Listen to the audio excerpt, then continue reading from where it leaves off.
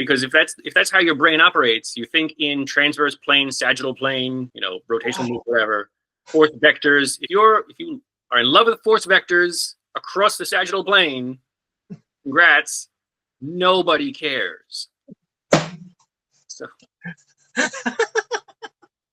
So you need to translate. You need to translate your information for the average reader. Okay, guys, it's Shane and Chris here with the Right Spotters, coming at you this week with tips to make your writing better.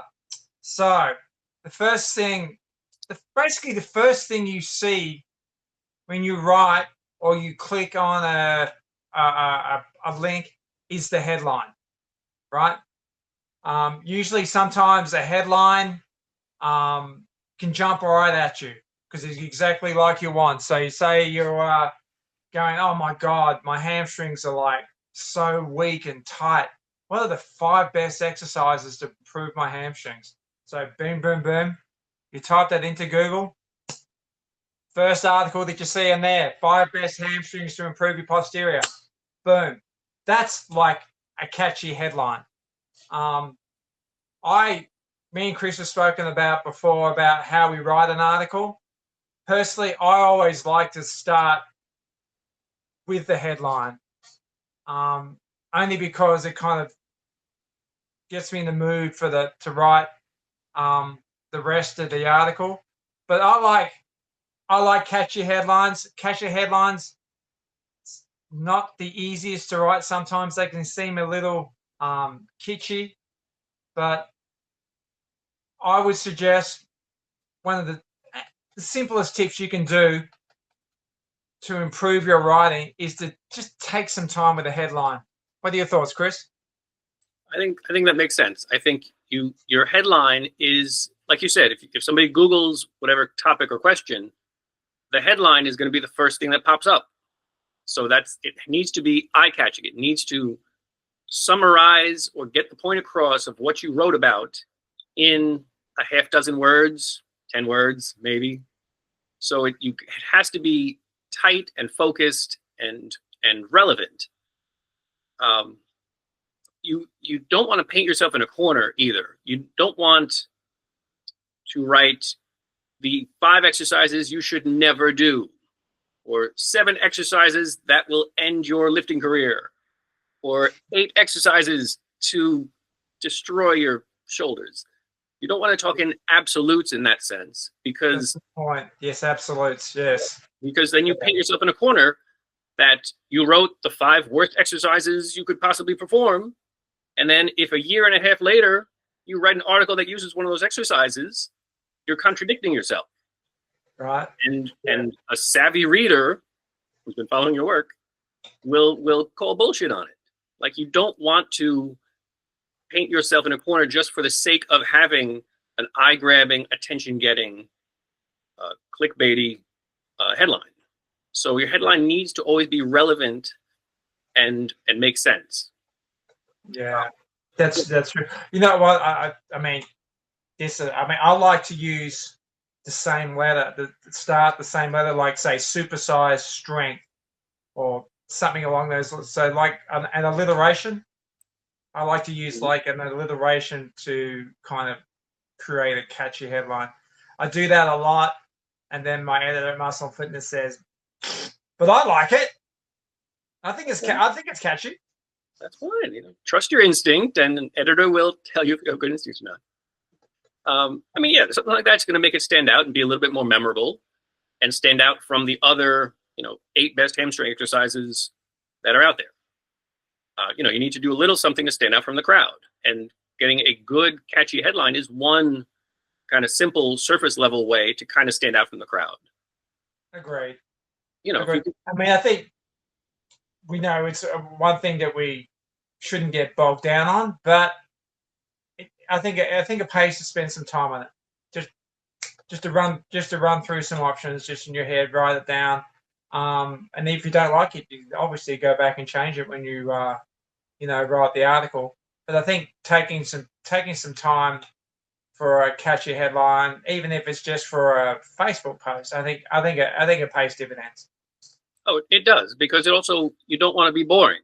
Like, not many people are going to want to read an article titled "How to Squat" by Joe Smith. Yeah, True. like, you don't want to oversimplify to where it's dull and just like not interesting whatsoever. How to squat or stronger legs. How to squat with a bad lower back. Like, tweak it a little bit. Yeah. Stand out. Don't stay bland. Right. And I think a good way to do that, to make sure that it does kind of stand out, is you plug it into a Google search or something like that. You put your headline on there and go write it out, put it in the Google search, and then you'll see if somebody else has come up with it or not. And right. I've actually changed my headlines when somebody's had the exact same headline as me. I mean, that makes sense because the algorithm and the search that affects search engine optimization, where it's going to be competing kind of too narrowly, and it's going to come down to like the content in the article and the credibility and credentials of each author and things like that. So it's better to just avoid that problem to begin with. That's definitely a good overlooked tool. Yep, good call. Right. Another thing that we've plugged on here at the Right Spotters is jargon. Right. We're gonna talk about it again, and we're going to talk about it again. Jargon is reserved for when we speak with fit pros, but jargon when we write for general population is, if you can write an article without jargon and explaining things simply, your article is just going to get read, bottom line. So I think that's just another easy fix. If you find yourself using Bulgarian split squat or rear foot elevated split squat, or you going that abduction or abduction, or you're using internal or external rotation, or bend your wrist at 90 degrees, or take it out. It is. It's easy to get to write with kind of fitness jargon or fitnessese, like lawyers write in legalese. Because if that's how your brain operates, you think in transverse plane, sagittal plane, rotational move, whatever, force vectors. If you are in love with force vectors across the sagittal plane, congrats. Nobody cares.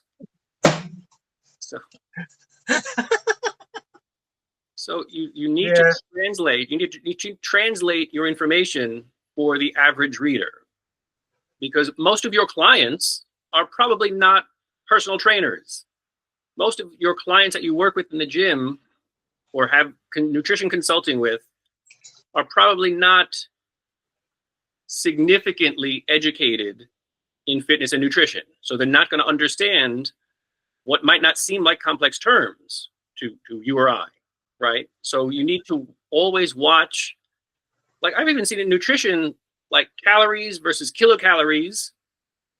Like they're the same, they're different. I don't even know if they're the same or different. So don't write kilocalories if you're talking calories. Like food is measured in calories. It's what everybody thinks. It's not inaccurate to say. Don't get bogged down in the weeds. Yeah. Just show off how much you know. And that it really is what jargon comes across as. Showing off, look how smart I am. I know all these words. No. Yeah. Read that. Nobody's going to finish your article if it's loaded with complicated, confusing language. So simplify it, reread it with more of a beginner's mindset and not a professional approach. That's true. And I think, I know, well, I shouldn't say I know, I say I feel a lot of college-educated coaches get caught in that trap because they write for their professor and not for the audience. Yep. Right. And it's just a turnoff to readers. It's not, they might make it through your article start to finish, but they're not going to be interested in another one. If it's a chore to read, they have to stop and Google a word every other paragraph. So you're only helping your reader by simplifying or speaking clearly. Right, that's true. And that brings us to our next point, right? Done. So to improve the readability of your article, it's got to flow, right? So one way to make it flow is to write like you're having a conversation. And now, again, we know we've spoken about this before, and we're going to speak about it again and again and again. So one of the best ways you can come across to your audience is write like you speak. Write like you're having a conversation with your best friend or with a client or whatever. I'm a big fan. If anybody's read any of my muscle and fitness articles, is keeping it light, keeping it simple, keeping like a conversational tone, right? And so people pick it up, read it, and go, "Oh, he knows what he's talking about," but he's not getting, like you say, bogged down in the weeds. Right. That's a huge thing. That ties into knowing your audience, which is like we talked about with the jargon. It's you're talking to like a person, a human being is reading your article. So communicate the same as if they were standing in the gym for an orientation. Just because you're typing out your side of the conversation, still try to communicate your points the same way. If you're funny, go ahead and be funny. Throw in some jokes, throw in some movie references. If you're cut and dry, be cut and dry, but be careful not to be boring. Just like you do when you're talking to somebody, hopefully. Yeah. Okay. So always remember your information is being read by a person. So you're talking to a person, you're talking to the reader. Just like if you're sitting down with the nutrition consultation, you might mention that you love nachos and whiskey, but you got to watch out how much you have it. So you schedule those for cheat days or whatever it is. Yeah. Be human, right? You don't just because you're typing your information and your words, you still need to be yourself, and you still need to just communicate as naturally as possible. So just be human, be authentically yourself, and that should come across as something that's interesting to read and memorable, and has people wanting to read more of what you have to say. Two of the biggest names in fitness writing, Lee Boyce and Roger Lockridge. I mean, they're deadly serious dudes, right? It's hard to make them smile, and that comes across in their writing. But that is who they are. If you are more of a straight down the line type of dude, then those two guys, you should take a leaf out of their book the way they write, because they're both fantastic writers. They have similar ways of getting their information across, but they're both deadly serious dudes who are passionate about what they do. Me, I'm far from deadly serious. So I mean, I could not write like that. And that's why I like to write with a conversational tone and throw Justin Timberlake references in, because that's what I do. That's what I do, and it annoys everybody around me, but I don't care. But that's just the way I operate. That's just the way I speak. And I think when it comes to writing like you're having a conversation, it's just more like just being true to yourself. Right. And that's something that not a lot of people might be comfortable with or familiar with when it comes to communicating online, but you need to be yourself, whether you're online or in the real world. That's a statement on society, but be yourself, talk the same way, whether you're online publishing information or face-to-face with someone in the gym. That's it. That's always going to be the best bet. Always the best bet. And I think that leads into our fourth point, is reading your work out loud, right? And this is one of your bugbears, being an editor at T Nation and Breaking Muscle, with the coaches writing with too much jargon and using long paragraphs and long sentences and sending it to you, and then all the information is good, but it's dull. And if they read it out loud, they'd probably realize that before they send it in. So, a favorite tip here at the Right Spotters, you write an article, you put it aside for 24 hours, look at it again, read it out loud. Your thoughts, Chris?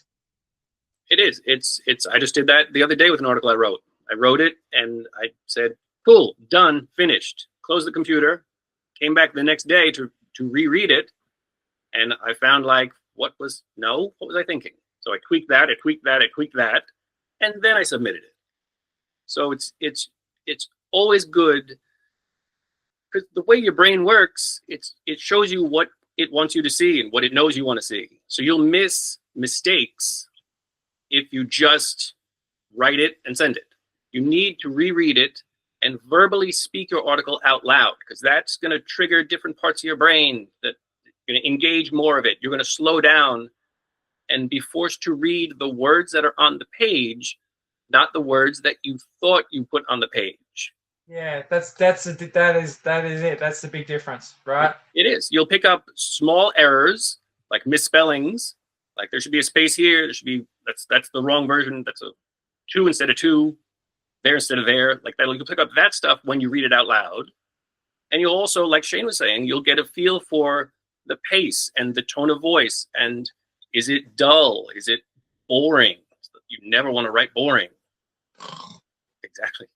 So reading out loud serves so many purposes, and it takes almost no time. If you don't have a solid day to wait, okay, give it a couple of hours, whatever. You need some kind of space, some kind of distance between writing it down and then reviewing it. Okay, it's just like you go in the gym, you learn how to deadlift. The next day, you don't come back and try a 1 rep max. No, that's a great analogy, isn't it? Yeah. You wait a while. Like you need that space. You need some distance between learning the thing first and then saying, let's see how good I am. So you write the article, wait a minute, read it out loud, and you will always, almost always, find something to improve. Yeah, I find the biggest thing that I improve when I do what we just talked about is I find redundancies everywhere. Mm-hmm. Yep. And I find myself repeating myself, like I've already said that before, and then 3 paragraphs later, I've said the exact same thing. I don't need to say it again. Right. But when I'm writing, when I'm in the flow, it's like, oh, this is awesome. But then when you reread it back, you go, well, I've already just said that. I just said that. Right? So I think, like you said, it's a great way to pick it. For me, it's a great way to pick up redundancies. Not so much spelling mistakes and grammatical errors, because that should be locked in anyway, right? We should be locking those in with all the tools that we have at our disposal. But things like redundancy, saying the same thing over and over, those are the things that you can pick up when you reread your work. No, I think definitely. I think it's going to help you on a bunch of different levels. If you're still at the stage where you make some grammatical mistakes, reading it slowly out loud will highlight those. If you're a little more advanced, like Shane is, then you're going to pick up like more detailed stuff, like redundancies, like repetitiveness, like the Department of Redundancy Department. Like you read stuff, and if it sounds familiar because you wrote it 2 paragraphs earlier or in the introduction, you tweak it. And making those kind of changes before you submit an article or publish an article is just going to polish up your work. If you're submitting it to a publication, it's going to make it easier for the editor to work with, because that's fewer mistakes that they have to catch and fix. So you look more professional. If it's something you're publishing on your own, you obviously want to publish the best version of that information. So take the time. If you're publishing for yourself, you absolutely have time to wait half a day or a day before you post it. So it's only going to improve the finished product. That's true. I mean, one of the best pieces of advice I got from my muscle and fitness editor when he was reaming my ass, he said, just slow down. Just slow down. There's no hurry. Just slow down. Right? I know we live in a fast-paced society, and sometimes we face deadlines. But particularly with our writing, you just need to slow down. Guest appearance by Chris's cat. Let's go. What cat? No cat. Yes, that's it. It's just take the time. You're double checking your work. That's all it is. Yeah. And the best way to do that is not as soon as you're done typing the last sentence. You need a little breathing space to clear your mind and clear your eyes so you can read it more clearly, which is redundant. I would have written that. Wouldn't have written that if I had a choice. Yeah. No, you need some space. Yep. Sweet. I think we got that covered. Chris, what do you think? I think that was short and sweet, to the point. Little Mensa style, high intensity, short workout, verbal information.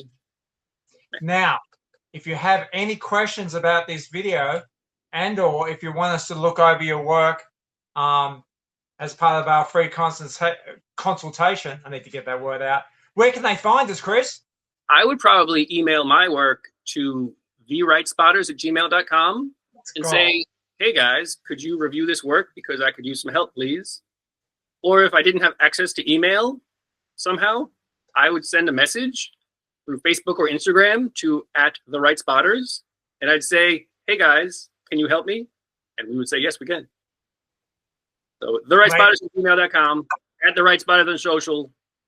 We'll help you keep it tight, review your work, do the tips, be well. Be well. Coaches need coaches, baby. Sounds good. We'll catch you guys next time.